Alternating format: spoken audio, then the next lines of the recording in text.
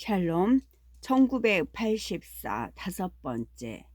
마땅한 표정을 지으면 그것만으로도 처벌 대상이 된다. 심지어 이에 대한 신호까지 있는데 표정죄가 바로 그것이다. 가령 승전 소식이 보도될 때 못 믿겠다는 표정을 지으면 그것만으로도 처벌 대상이 된다. 심지어 이에 대한 신호까지 있는데 표정죄가 바로 그것이다. 여자는 다시 그에게서 등을 돌렸다. 어쩌면 그를 쫓아다니는 것이 아닐지도 모른다. 그녀가 이틀 동안 계속해서 그와 가까이 앉아 있는 것은 단순한 우연일 수도 있다. 담뱃불이 꺼지자 그는 그것을 조심스럽게 식탁 가장자리에 놓았다. 누가 훔쳐가지만 않는다면 일을 마친 뒤 마저 피울 수 있을 것이다. 옆 식탁의 인물이 사상 경찰에 끄나풀이고 그래서 그는 3일 동안 애정부의 감방에 감금될지도 모른다. 그러기 때문에 더더욱 담배꽁초를 버려서는 안 된다. 사임은 종이 쪽지를 접어 주머니에 넣었다. 파슨스가 다시 입을 열고 떠들기 시작했다. 여보게, 내가 얘기했던가? 그가 파이프를 만지작거리며 킬킬거렸다. 우리 집 개구장이 두 녀석이 어떤 늙은 여자의 치맛자락에 불을 붙였다는 얘기 말이야. 그 여자가 빅브라드의 포스터에다가 소시지를 싸들고 가더라지 뭔가. 그래서 살금살금 뒤로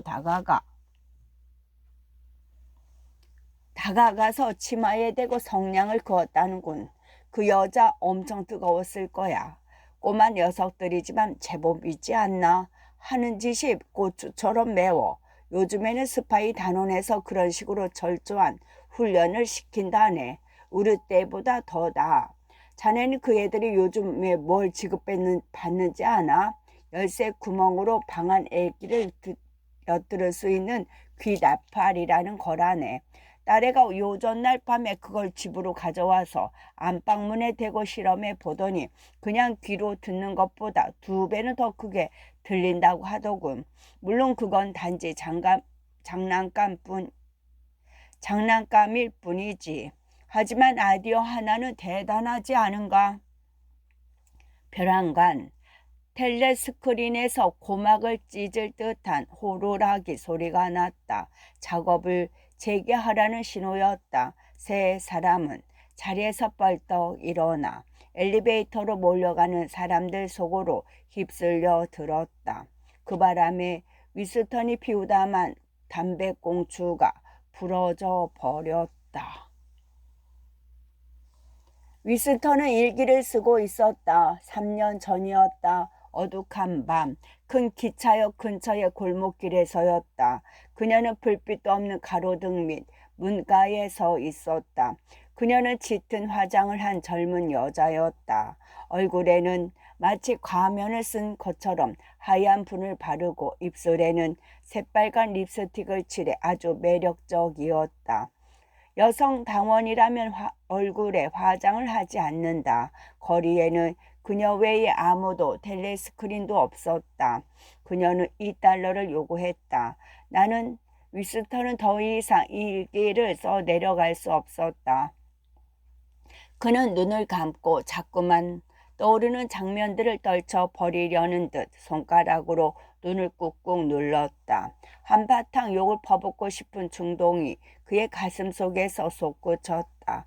머리를 벽에 꽝꽝 부딪거나 책상을 발로 걷어차거나 잉크병을 집어냅다 창문으로 던져버리고 싶기도 했다.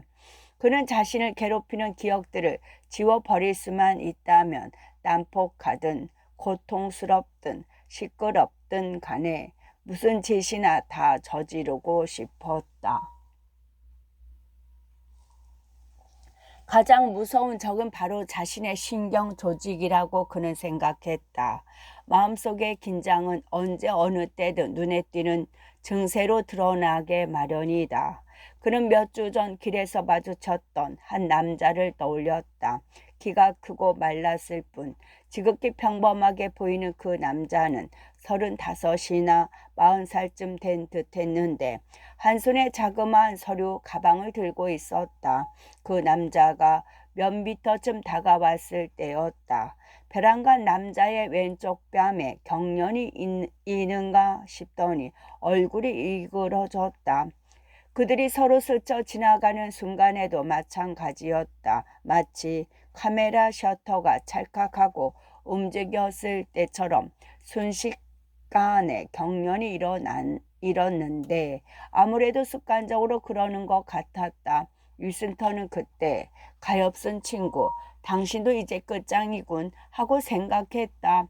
놀라운 것은 그런 현상이 거의 무의식적으로 일어난다는 사실이었다. 특히 위험한 것은 잠꼬대였다. 그런 것에는 도저히 어떻게 손을 쓸 방법이 없었다. 그는 한 차례 심호흡을 하고 맞아서 내려갔다. 나는 그녀와 함께 문가 안을 지나 뒷뜰을 가로질러서 지하실 부엌으로 갔다. 벽 쪽으로 침대가 있고 탁자에는 램프가 있었는데 심지가 낮추어져 있어서 불빛이 희미했다. 그는 이를 악물었다. 침을 뱉고 싶은 심정이었다. 그는 지하실 부엌에 있는 여자와 자신의 아내 캐서린에 대해 생각했다. 위스턴은 결혼했다. 아니 결혼했었다. 어쨌든 아내가 죽지 않았으므로 그는 결혼한 몸이라고 말할 수 있었다. 지하실 부엌의 후덥지근한 공기에서 쾌쾌 묵은 냄새가 다시금 풍기는 것 같았다. 벌레와 더러운 옷까지 싸구려 향수가 뒤섞인 지독한 냄새였지만 그럼에도 묘하게 유혹적이었다. 여성 당원은 누구도 향수를 쓰지 않았고 그럴 엄두조차 내지 못했다. 오직 풀을 향수를 사용했다. 아무튼 그의 머릿속에는 향수는 간음 행위와 밀접하게 연결되어 있었다. 그가 여자를 따라간 것은 거의 2년 만에 처음 저지르는 일탈 행위였다. 물론 장녀와의 관계는 금지되어 있지만 마음만 먹으면 그 규칙을 어길 수 있었다. 그런 일은 위험하긴 해도 생사가 걸릴 정도로 대단한 것은 아니었다. 장녀와의 관계가 발각되면 5년간의 강제 노동령을 선고받는다. 다른 죄가 없는 한 그 이상의 형은 받지 않는다. 그러므로 현장에서 걸리지 않는다면 해볼 만한 모험이다. 빈민가에는 몸을 팔려는 여자들이 우글거렸다. 어떤 데서는 진 한 병으로도 여자를 살 수 있었다. 노동자들은 술을 마시지 못하게 되어 있기 때문이었다. 당에서는 억제할 수 없는 본능의 배출구 역할을 하도록 암암리의 매춘을 장려하고 있었다. 단순한 달서는 은밀하게 하는 한 향락적이지 않은 범위 내에서 빈민과 하층민 출신의 여자들과 관계하는 한 크게 문제 삼지 않았다. 용서할 수 없는 범죄는 당원들 간의 문란한 성행위였다. 그러나 비록 이것이 대숙청 때마다 죄인들이 한결같이 자백하는 죄 중 하나이긴 하지만 실제로 그런 일이 일어난다고는 생각할 수 없었다. 당의 목적은 단순히 충성도 높은 남녀 간의 당이 통제할 수 없는 애정 관계가 형성되는 것을 막자는 데만 있지 않았다. 겉으로 드러나지 않은 진짜 목적은 성행위로부터 얻게 되는 모든 쾌락을 사전에 제거하는 데 있었다. 부부간의 관계든 혼의 관계든 사랑보다 더 문제가 되는 것은 성적 쾌락이었다. 당원들 간의 모든 결혼은 담당 위원회의 승인을 받아야만 하는데 비록 그 원칙이 뚜렷하게 명시되어 있지는 않지만 두 남녀가 서로의 육체에 이끌린 듯한 인상을 보이기만 해도 결혼 승낙은 곧바로 취소되었다. 유일하게 인정된 결혼의 목적은 당에 봉사할 아이를 낳도록 하는 데 있었다. 성교는 마치 관장을 하는 것처럼 역겨운 행위로 간주되었다. 당은 그런 생각을 드러내놓고 각 당원들에게 주입하지는 않았지만 어려서부터 알게 모르게 강요해왔다. 그래서 남녀 모두에게 독신 생활을 통해 완벽한 금욕을 관장하기 위해 청소년 반성 연맹 같은 단체까지 생겨났던 것이다. 아이는 모두 인공수정으로 낳고 인공수정을 신어도는 인수라고 한다. 공공기관에서 키우게 되어 있었다. 위스턴은 이런 것을 심각하게 받아들이지는 않았지만 어쨌거나 당의 일반적인 이데올로기에는 딱 맞는다고 생각했다. 당은 성 본능을 말살시키려고 애쓰는 가운데 말살되지 않을 경우에는 그것을 왜곡하거나 추한 것으로 만들려고 혈안이 되어 있었다. 위스턴은 당이 왜 그런 짓을 하는지 알 수 없었지만 그렇게 하는 것이 당연하다는 생각도 들었다. 어쨌든 여자들에 관한 당의 노력은 웬만큼 성공을 거둔 셈이었다. 그는 다시 캐서린을 생각했다. 헤어진 지 9년이나 10년 아니 11년쯤 되었을 것이다. 그동안 그는 그녀에 대해서 거의 생각하지 않았는데 그것이 좀 이상했다. 어떤 때는 며칠 동안 자신이 결혼한 사람이라는 것을 잊고 지내기도 했다. 둘은 겨우 15개월 정도 함께 살았다. 당은 이혼을 허락하지 않은 대신 아이가 없다면 차라리 별거를 하라고 권했다. 캐서린은 금발의 키가 크고 날씬했으며 몸놀림이 우아한 여자였다. 게다가 이목구비가 또렷하고 독수리처럼 위엄있게 보여서 그 속내를 들여다보기 전에는 누구나 고상하게 생겼다고 말할 터였다. 그는 결혼 초부터 그녀에 대해 속속들이 알게 되었다. 그녀는 누구보다 어리석고 저속하며 머리가 텅 빈 여자였다. 그 머릿속에는 당의 슬로건 이외에는 들은 게 없었는데 얼마나 전능한지 당이 주는 것이라면 무엇이든 관계없이 받아들였다. 그는 마음속으로 그녀에게 인간 녹음기라는 별명을 붙였다. 그런데 단 한 가지. 성 문제만 없었다면 그는 어떻게든 참고 그녀와 함께 살았을 것이다.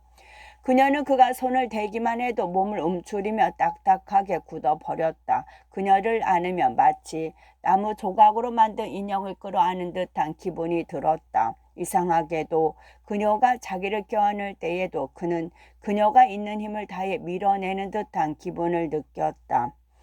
그녀의 근육이 경직되어 있어서 그런 기분을 느끼는 것인지도 몰랐다. 그녀는 그저 눈을 감고 반항도 협조도 하지 않은 채 마음대로 하라는 듯이 누워있곤 했다. 위스턴은 그때마다 당황했고 나중에는 끔찍하게 무서워했다. 어쨌든 당시 두 사람의 육체 관계를 갖지 않고 지내기로 합의했다면 계속 같이 살 수도 있었겠지만 묘하게도 이를 거부한 쪽은 캐서린이었다. 그녀는 걸핏하면 아이를 가져야 한다고 우겼다. 그래서 정확히 일주일에 한 번씩 규칙적으로 성교를 했다. 그녀는 그날이 되면 밤에 해야 할 일을 잊지 말라며 아침부터 상기시켜 주기까지 했다. 캐서린은 그 일을 두 가지 이름을 붙였다. 하나는 아이 만드는 일이고 다른 하나는 당에 대한 우리의 임무였다. 그 일을 하기로 약속된 날이 다가오면 그는 심한 공포감에 사로잡혔다. 그러나 다행히도 아이는 생기지 않았고 결국 그 일을 그만두자는데 그녀도 동의했다. 그리고 그들은 얼마 후 헤어졌다. 위스턴은 단순히 한숨을 내쉬며 다시금 펜을 들었다. 그녀는 침대에 몸을 던지자마자 곧바로 아주 상스럽고 거칠게 스커트를 위로 올렸다. 그는 희미한 등불 밑에서 빈대와 싸구려 향수 냄새를 맡으며 그리고 당의 체면술 같은 힘에 얼어붙은 캐서린의 흰 몸뚱어리를 떠올리며 좌절감과 분노로 두건이 서 있는 자신을 상상했다.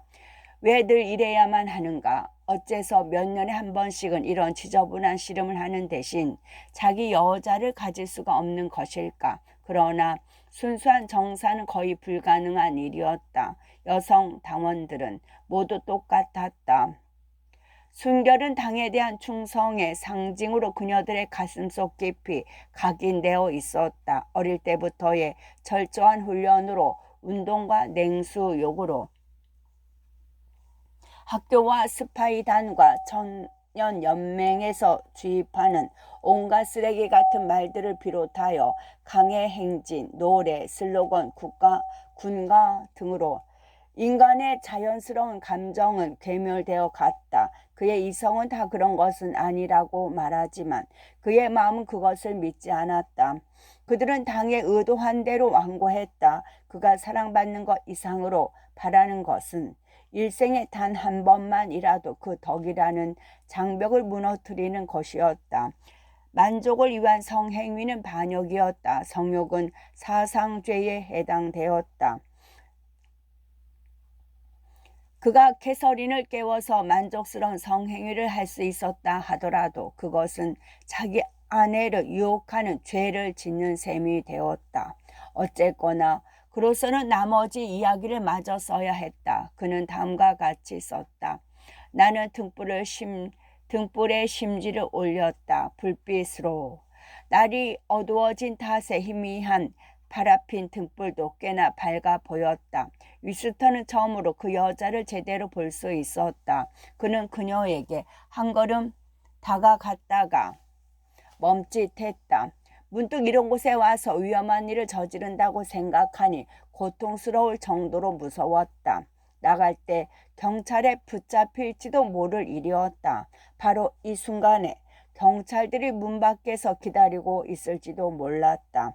그러나 아무 짓도 않고 그냥 나간다면 도대체 뭐 하러 이곳에 왔단 말인가? 계속해서 써야 한다. 고백해야 하는 것이다. 불빛 아래에서 자세히 보니 그녀는 높아였다. 그녀의 얼굴은 덕지덕지 화장을 해서 마본지로 만든 가면처럼 금세 금이 갈 것 같았다. 머리도 희끗희끗했다. 그러나 정말 소름 끼치는 것은 약간 벌어진 입 아니었다. 그것은 마치 동굴 속처럼 시커멓게 보였다. 그녀는 이가 하나도 없었다. 그는 급하게 휘갈려 썼다. 불빛에서 그녀를 보니 적어도 50살은 먹은 듯한 늙은 여자였다. 하지만 나는 그런 것에 신경 쓰지 않았다. 그는 다시 손가락으로 눈을 꾹꾹 눌렀다. 결국 다 쓰긴 했지만 달라진 것은 없었다. 쓰나 안 쓰나 마찬가지였다. 이런 식의 처방은 효염이 없었다. 벼랑과 목이 터져라 욕설을 퍼붓고 싶은 중동이 강하게 일었다. 희망이 있다면 그것은 무상 계급에만 있다. 라고 위스턴은 썼다. 희망이 있다면 그것은 틀림없이 프롤들에게만 있다. 왜냐하면 오세아니아 인구의 85%를 차지하는 그 우글거리는 비압박 대중만이 당을 파괴할 수 있는 힘을 가지고 있기 때문이다. 당은 내부로부터는 전복될 수 없게 되어 있다. 당 내부에 적이 있다고 해도 그들은 모일 수도 서로 알아볼 수도 없다. 전설적인 형제단이 존재한다 하더라도 2~3명 정도라면 모를까. 구성원 전체가 한자리에 모일 수는 없을 것이다. 주고받는 눈짓이나 목소리의 억양이 수상하다든지 귓속말을 하거나 하면 그것만으로도 반역으로 간주한다. 그러나 무상 계급의 노동자들은 스스로의 힘을 깨달을 수만 있다면 따로 음모를 꾸밀 필요도 없다. 그냥 들고 일어나서 파리떼를 쫓는 말처럼 몸을 흔들기만 하면 된다. 그들은 마음만 먹으면 내일 아침에라도 당을 산산조각 내버릴 수 있다. 조만간 그들도 그런 사실을 깨닫게 될 것이다. 그러나 아직은. 윈스턴은 언젠가 수많은 사람들이 북적대는 거리를 지나던 때를 떠올렸다. 수백 명의 여자들이 내지르는 함성이 길 저편에서 터져 나오자 그는 그쪽으로 냅다 달려갔다. 분노와 절망이 뒤섞인 절규 종소리의 반항처럼 우 하는 가슴속 깊은 곳으로부터 울려나오는 외침에 그의 심장을 세차게 뛰었다. 그는 시작이군 하고 중얼거렸다. 폭동이 일어난 것이었다. 드디어 노동자들이 일어섰다. 그가 그곳에 도착하자 200에서 300명의 여자들이 마치 침몰하는 배에 탄 승객들처럼 비통한 얼굴로 거리의 상점 앞에서 아우성치고 있었다. 여자들의 절망감은 삽시간에 개인적인 싸움으로 바뀌었다. 상점에서 양은 냄비를 팔고 있는 모양이었다. 냄비든 뭐든 취사 도구라고 해봤자 모두 형편없는 것뿐인데 그나마도 구하기 어려웠다. 그런 터에 난 냄비를 팔고 있으니 아우성칠 만했다. 용케 구입한 여자들은 부딪히고 밀리면서 냄비를 들고 빠져나가려고 했었고 구입하지 못한 나머지 수십 명의 여자들은 상점 주인에게 아는 사람들에게만 팔았다느니 다른 곳에 감춰둔 것이 있을 거라느니 하며 욕설을 퍼부었다. 또 한 차례 고함치는 소리가 들렸다. 그악스럽게 생긴 두 명의 여자가 냄비 하나를 붙들고 서로 갖겠다며 악귀 다툼을 벌이고 있었다.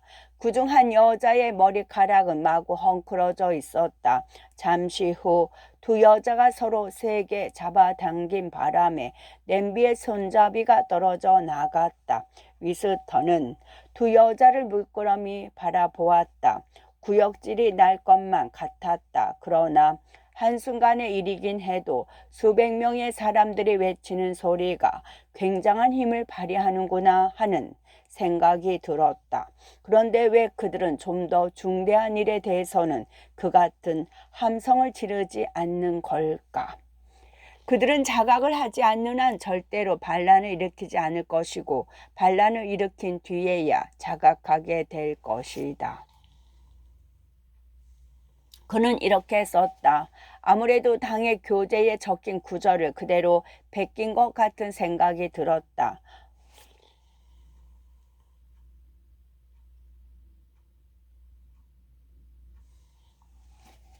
물론 당은 플롤드를 속박으로부터 해방시켰다고 주장했다. 혁명 전까지만 해도 플롤들은 자본가들에 의해 무참하게 짓밟힌 가운데 굶주린 상태에서 걸핏하며 책질질을 당했다. 당시에는 여자들도 탄광에 끌려가서 강제 노동을 했고 아이들 또한 6살이면 공장 노동자로 팔려갔다.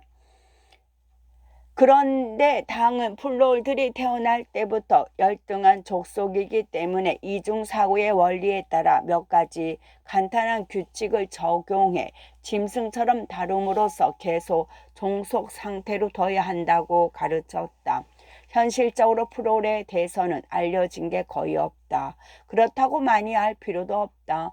계속해서 일하고 아이를 낳는 한 그들이 그 외에 무엇을 하는지는 별로 중요하지 않다. 마치 아르헨티나의 조원에서 소를 방목하듯 내버려 두면 그들은 자신들의 조상을 본받아 자신들에게 맞는 생활 방식을 찾게 될 것이다. 그들은 빈민굴에서 태어나고 자라 12살이 되면 노동을 시작한다. 그리고 잠시 아름답게 꽃피는 시절을 거쳐서 막 눈 뜨는 20살에 결혼하고 30살에는 중년이 되며 60살이면 대부분 죽는다.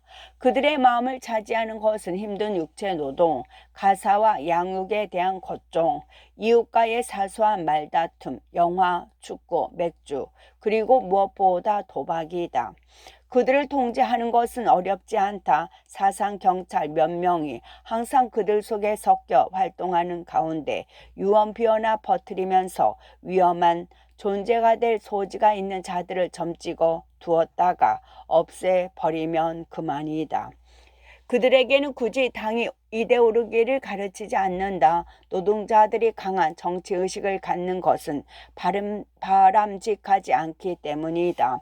그들에게 요구되는 것은 노동시간을 늘리거나 배급량을 줄이는 데 대해서 그들이 자연스럽게 호응하도록 당이 필요할 때마다 이용해 먹을 수 있는 원시적인 애국심뿐이다. 가끔 일어나는 일이지만 그들은 불만이 있어도 해소할 줄 모른다. 전체적인 상황을 이해하지 못하는 데다 지극히 사소하고 엉뚱한 것에 연연하기 때문이다. 정작 커다란 병폐는 인식하지 못한다. 대다수 노동자들의 집에는 텔레스크린이 없다. 게다가 경찰들도 그들 일은 거의 간섭하지 않는다. 런던은 어디를 가든 도둑, 강도, 마약상, 협작꾼들이 우글거리는 거대한 범죄의 온상이지만 모든 범죄가 노동자들 사이에서 일어나는 일이기 때문에 중요하게 다루지 않는다. 모든 도덕적인 문제에 있어서 그들은 조상 대대로 내려오는 관례를 따른다. 당의 청교도적인 잣대도 그들에게는 적용되지 않는다. 이혼이 허용된 가운데 상대를 가리지 않는 난잡한 행위도 처벌받지 않는다. 노동자들이 필요하다거나 원한다는 표시만 보였다면 종교의 자유도 허용되었을지 모른다. 그들을 의심할 필요는 없다. 그럴 가치도 없다. 당의 슬로건에 따르면 노동자의 동물은 자유로운 존재다. 노동자와 동물은 자유로운 존재다. 위스턴은 팔을 아래로 뻗어 정맥류성 궤양 부위를 조심스럽게 긁었다. 가려운 증세가 터진 것이다. 혁명 생활은 어땠을까? 늘 이 생각을 하지만 그 실상을 알아낼 길이 없다. 그는 파슨스 부인에게서 빌린 어린이용 역사 교과서를 서랍에서 꺼내 그 한 구절을 일기에 옮겨 적기 시작했다. 옛날 영광스러운 혁명이 일어나기 전에 런던은 오늘날 우리가 살고 있는 것 같은 아름다운 도시가 아니었다. 거의 모든 사람들이 배고픔에 시달리는 가운데 신발이 없어 맨발로 다니고 잠잘 집마저 변변치 않아 한 데서 자는 어둡고 더럽고 비참한 곳이었다. 당시 여러분과 같은 또래의 아이들은 무자비한 주인 밑에서 하루 12시간씩 노동을 했고 일을 느리게 하면 채찍으로 맞았으며 그러고도 받아먹는 음식이라고는 썩은 빵 조각과 물뿐이었다. 그런데 이처럼 지독하게 가난한 환경 속에서도 엄청나게 크고 아름다운 집들이 몇 채나 있었고 그곳에서는 부자들이 30여 명이나 되는 하인들을 거느리고 살았다. 그 부자들은 자본가라고 불렸다. 이들은 옆 페이지의 그림을 보면 알 수 있듯이 하나같이 뚱뚱한 데다 추악하고 사악하게 생겼다. 그리고 그림에서처럼 프로코트라고 긴 검은색 코트를 입고 난로 연통 모양의 번쩍거리는 괴상한 모자를 썼다. 이것은 자본가들의 제복으로서 다른 사람들은 이런 옷차림을 할 수가 없었다. 자본가들은 모든 것을 소유했고 다른 사람들은 모두 그들의 소유였다.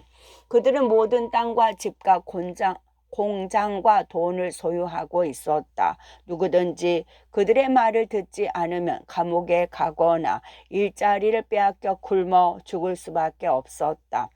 보통 사람이 자본가에게 말을 할 때면 모자를 벗고 허리를 굽신거리며 나리라고 불러야만 했다. 자본가들의 우두머리는 왕이라고 불렀는데 나머지 글은 읽지 않아도 알 수 있었다. 얇은 리넨의 옷소매를 단 주교, 흰 단비털로 된 법복을 입은 법관, 죄인에게 씌우는 칼, 죄인의 발목에 채우는 차쿠, 죄수를 징벌할 때 쓰는 바뀐 트레드밀, 끈이 앞에 달린 채찍, 시장 나리의 연회, 교황의 발등에 입맞추는 간섭 따위가 서술되어 있을 것이었다.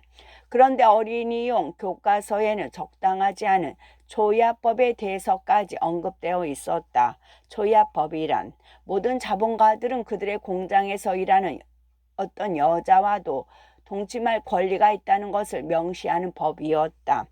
이 같은 서술 중 어느 것이 거짓이고 참인지 알 수 있는 방법은 없다. 어쩌면 오늘날의 보통 사람들이 혁명 전보다 훨씬 더 나은 생활을 하고 있었다는 게 사실일지도 모른다. 그렇지 않다는 증거는 뼛속 깊이 스며있는 무언의 항변. 요컨대 현재의 생활상이 참을 수 없다든지 옛날에는 분명히 지금과 달랐을 거라는 본능적인 느낌뿐이다. 현대 생활의 가장 두드러진 특징은 잔인함이나 불완전함이 아니라 그 자체의 적나라함, 추악한 무관심이란 사실에 그는 놀랐다. 주위 사람들의 생활을 보면 텔레스크린에서 쏟아져 나오는 거짓말은 물론이고 당이 달성하려는 이상과도 닮은 점이 하나도 없었다. 심지어 당원들의 생활조차 그 대부분을 차지하는 것은 중립적이고 비정치적인 것, 이를테면 끊임없이 반복되는 지루한 일, 지하철 안 자리 다툼, 구멍난 양말 꿰매기, 사카린 구걸, 담배꽁초 모아두기 같은 것들이었다. 당이 설정해 놓은 이상은 더 거대하고 찬란한 것으로 강철과 콘크리트의 세계, 괴물 같은 기계와 가공할 무기가 그 위력을 발휘하는 세상이었다. 또한 그것은 모두 혼연일체가 되어 행군하고 똑같은 생각을 하며 똑같은 슬로건을 외치고 끊임없이 일하고 끊임없이 싸우며 승리에 도취하고 이단자를 받게 하는 똑같은 얼굴의 3억 인민이 사는 나라, 전사와 광신자들의 땅이었다. 그러나 현실은 영양실조에 걸린 사람들이 구멍난 구두를 신고는 거리를 어슬렁거리고 다 쓰러져가는 19세기식 집에서는 늘 양배추와 더러운 오물 냄새가 나는 지저분하고 황폐한 도시일 뿐이었다. 그의 눈에는 런던이 마치 100만 개의 쓰레기통으로 이루어진 광활한 폐허처럼 보였다. 그 폐허 속에는 주름진 얼굴에 머리카락이 듬성듬성 난 궁상맞은 모습으로 막힌 하수관을 뚫어대는 바슨스 부인도 있었다. 그는 다시 손을 아래로 뻗어서 발목을 긁었다. 텔레스크린은 하루 종일 직직대며 오늘날의 국민은 50년 전 사람들보다 더 잘 먹고 더 잘 입고 더 좋은 집에서 살고 더 많은 오락을 즐기고 더 오래 살고 더 적게 일하고 체구가 더 크고 더 건강하고 더 튼튼하고 더 행복하고 더 지성 있고 더 좋은 교육을 받고 있다는 증거를 대느라 귀가 따갑도록 통계 숫자를 늘어놓고 있었다. 그런데 그런 숫자들에 대해서는 단 한 번도 증명되거나 반론이 제기된 적이 없었다. 당은 오늘날 성인 노동자의 40%가 글을 읽고 쓸 줄 아는 데 비해 혁명 이전에는 겨우 15%만이 그럴 수 있었다고 주장했다. 그리고 유아 사망률이 지금은 1000명당 160명이지만 혁명 이전에는 300명이었다고 말했다. 이것은 마치 두 개의 미지수를 가진 등식과도 같은 것이었다. 역사책에 쓰여있는 모든 기록도 그렇지만 그것을 의심 없이 받아들이는 것 역시 순전한 환상일 수 있었다. 그의 생각에는 자본가에 묘사된 인간형 연통 모양의 모자 따위는 없었을 것 같았다. 모든 것이 안개 속에서 희미했다. 과거는 지워졌고 지워져야 한다는 사실마저 잊혀져 허위가 진실이 되어 버렸다. 그는 지금까지 살아오는 동안 딱 한 번 그 사건이 일어난 후였다. 날조 행위에 대한 구체적이고 확실한 증거를 잡은 적이 있었다. 그는 그 증거물을 30초 동안 손에 꼭 쥐고 있었다. 1973년이었던가. 아무튼 그와 캐서린이 헤어질 무렵이었다. 그러나 그 일이 실제로 일어난 때는 그보다 7, 8년 전이었다. 이야기는 최초의 혁명 지도자들을 대대적으로 숙청했던 1960년대 중반까지 거슬러 올라간다. 당시의 대숙청으로 1970년까지 초기 지도자들 중 빅브라더 외에 목숨을 건진 사람은 거의 없었다. 그때 모든 지도자들은 매국 노나 반혁명 분자로 몰렸다. 그리하여 골드스타인은 도망쳐서 아무도 모르는 곳으로 숨어버렸고 몇몇 사람들도 감쪽같이 사라졌다. 하지만 그 외 대다수 사람들은 공개 재판에서 죄를 자백한 뒤 처참하게 처형당했다. 마지막까지 살아남은 생존자 중 존스 아런슨, 리더포드가 있었다. 이들 세 사람이 체포된 것은 1965년이었던 것 같다. 어쨌든 이들 역시 1년여 동안 자취를 감추어 생사를 알 수 없었는데 어느 날 느닷없이 모습을 드러내더니 순순히 자신들의 죄를 자복했다. 이들은 자기들이 적과 내통했고 당시에는 적은 유라시아였다. 내통했고 공금을 횡령했으며 여러 명의 충실한 당원들을 살해했다고 말했다. 또 혁명이 일어나기 얼마 전부터 빅브라더의 지도권에 반대하는 음모를 꾸몄으며 수천 명의 사람들을 죽음으로 몰아넣은 파업 행위를 일으켰다고 했다. 이들은 죄를 자백한 뒤 모두 사면되어 당에 복직되었다.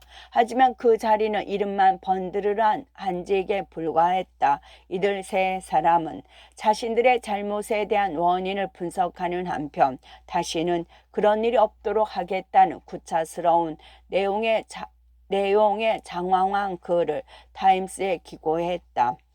그들이 석방된 지 얼마 안 되었을 때였다. 위스턴은 체스너트리 카페에 갔다가 그 세 사람을 보았다. 당시 그는 강렬한 호기심에 사로잡힌 채 곁눈질로 그들을 관찰했다. 위스턴이 나이가 훨씬 많은 그들을 그 시대의 유물이자 초창기부터 당을 영웅적으로 이끌어온 마지막 거물들이었다. 그들에게는 지하투쟁과 냉전에 참여했던 사람들에게서 느껴지는 매력이 희미하게 남아 있었다. 당시에도 그들에 관련된 여러 사건과 날짜가 흐릿하긴 하지만 그는 빅브라더를 알기 몇 년 전에 이미 그들의 명성을 알고 있었던 듯한 느낌이 들었다. 그렇더라도 그들은 역시 범법자인 동시에 적이었고 결코 가까이 할 수 없는 상대였으며 1년이나 2년 내로 완전히 사라질 운명에 놓인 사람들이었다. 사상 경찰의 손아귀에 걸려든 사람은 누구를 막론하고 종말을 피하지 못했다. 그런 사람은 무덤으로 실려 가기를 기다리는 시체나 마찬가지였다. 그들이 앉아있는 테이블 근처에는 아무도 없었다. 그런 사람들과 가까이 앉아있는 것 역시 현명한 짓이 아니었다. 그들은 그 카페의 특제품인 정향나무 향기가 나는 진이 담긴 술잔을 앞에 놓고 묵묵히 앉아있었다. 위스턴의 눈에는 그들 셋 중에서 리더포드의 모습이 가장 인상적이었다. 리더포드는 한때 유명한 풍자 만화가였다. 그의 과격한 풍자화는 혁명 전과 혁명 기간에 걸쳐서 여론을 선동하는 데 크나큰 공헌을 했다. 뜸하기는 하지만 지금도 그의 풍자화가 타임스에 실리고 있었다.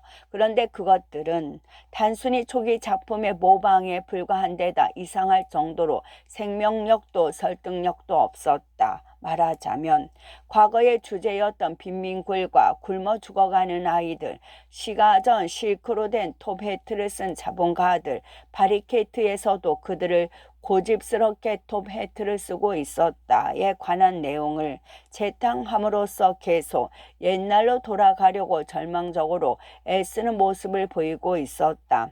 말갈기처럼 뻣뻣한 회색 머리카락에 기름을 바른 그의 얼굴은 자루처럼 늘어진 데다 장뜩 주름이 져 있고 입술은 툭 튀어나와 있어서 전체적으로 괴물처럼 보였다.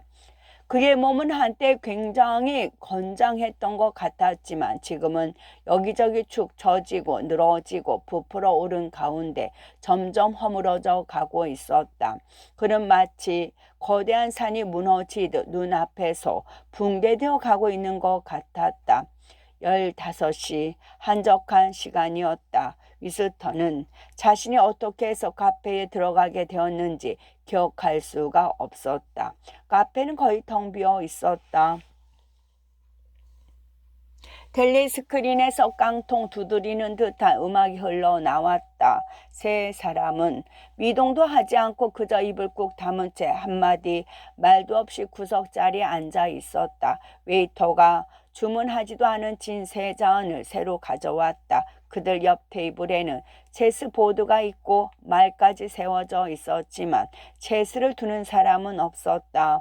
그런데 30초 동안이나 될까 텔레스크린에서 무언가 변화가 일었다. 연주 가락이 바뀌더니 음악의 곡조까지 바뀌었다. 갑자기 튀어나온 음악은 한마디로 설명하기가 힘든 것이었다. 독특하면서도 무언가 깨지는 소리 같기도, 당나귀가 우는 소리 같기도, 조롱하는 소리 같기도 했다. 위스턴이 듣기에는 선정적인 곡조였다. 이윽고 그 곡에 이어 텔레스크린에서 노래소리가 흘러나왔다. 울창한 밤나무 아래 나 그대를 팔고 그대 나를 팔았네. 거기엔 그들이 누웠고 여기엔 우리가 누웠네. 울창한 밤나무 아래. 세 사람은 여전히 꼼짝도 하지 않았다. 그러나 위스턴이 리더포드의 늙은 얼굴을 힐끗 보았을 때 그의 눈에는 눈물이 가득 고여 있었다. 다음 순간 위스턴은 리더포드와 아런슨이 의기소침해 있는 것을 알아채고는 원인을 알 수 없는 전율을 느꼈다. 얼마 후 그 세 사람은 다시 체포되었다. 지난번 석방된 직후 그들이 새로운 음모에 가담했기 때문이라는 것이었다. 그들은 두 번째 재판에서 옛날에 지은 죄를 다시 한번 자백하고 새로운 범죄 사실 일체를 털어놓았다. 그 결과 그들은 모두 처형되었고 그들의 비극적인 종말은 후세에 경고하도록 당사에 기록되었다. 그로부터 5년 후인 1973년 어느 날이었다.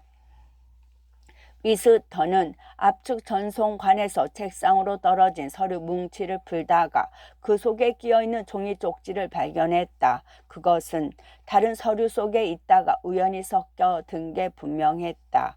종이 쪽지를 펼쳐본 순간 그는 그것의 중요성을 실감했다. 그것은 반 페이지쯤 떨어져 나간 10년 전 남은 부분이 위쪽이었기 때문에 날짜를 알 수 있었다. 타임스였는데 거기에는 뉴욕에 열린 당의 한 행사에 참석한 대표들 사진이 실려 있었다.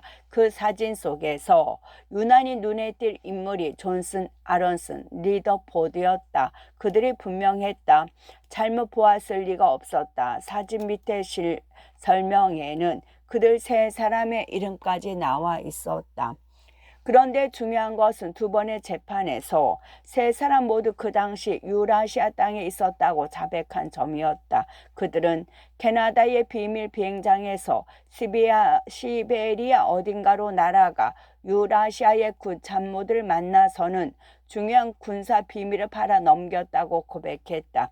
그날이 우연히도 성 요한 축제일이었다. 그러기 때문에 위스턴은 똑똑히 기억할 수 있었지만 어쨌든 그 사건의 전문은 수없이 많은 책자에 똑같이 기록되어 있는 게 틀림없었다. 그렇다면 이제 가능한 결론은 딱 한 가지.